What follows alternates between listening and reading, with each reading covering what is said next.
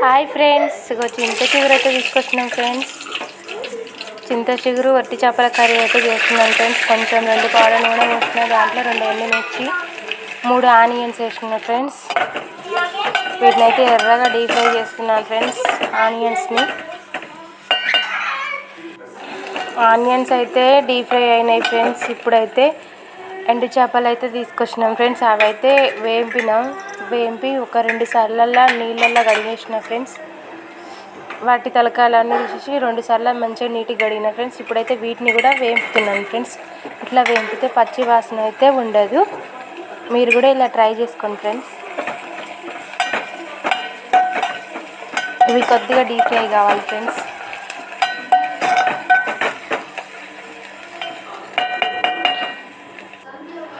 చిటికెడు పసుపు, half spoon అల్లం,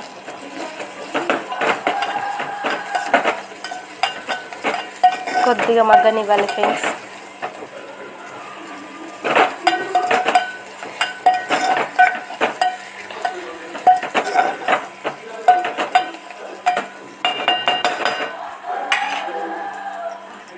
ఇప్పుడు చింత చిగురు ఫ్రెండ్స్. చింత చిగురుని అయితే నలిపినాను ఫ్రెండ్స్. ఫస్ట్ ముందుగా దాంట్లో పుల్లలన్నీ తీసేసి నీట్గా సర్ది పెట్టుకున్నాను. తర్వాత చింత చిగురుని అయితే ఇట్లా చేయితోటి నలిపేసిన ఫ్రెండ్స్.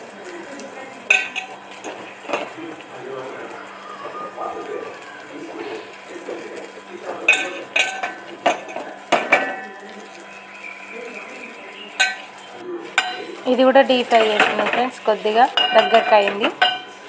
ఇప్పుడు కొద్దిగా కారం తీసుకుందాం ఫ్రెండ్స్. క్వాంటిటీ బట్టి చింత చిగురు ఎంత ఉందో దాన్ని బట్టి తీసుకోవాలి. 1 స్పూన్ కారం, చిన్న స్పూన్ సాల్ట్ సరిపోతుంది ఫ్రెండ్స్. కొద్దిగా వాటర్ వేసుకోవాలి ఫ్రెండ్స్.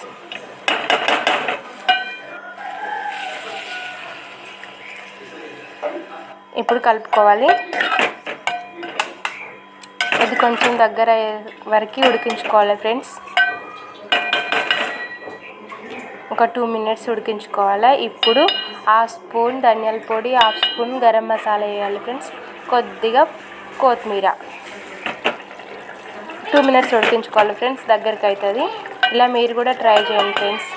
చింత చిగురు వట్టి చేపల కర్రీ ఈజ్ రెడీ ఫ్రెండ్స్. మా వీడియోస్ నచ్చితే లైక్ చేయండి, సబ్స్క్రైబ్ చేయండి friends. Support friends. Bye friends.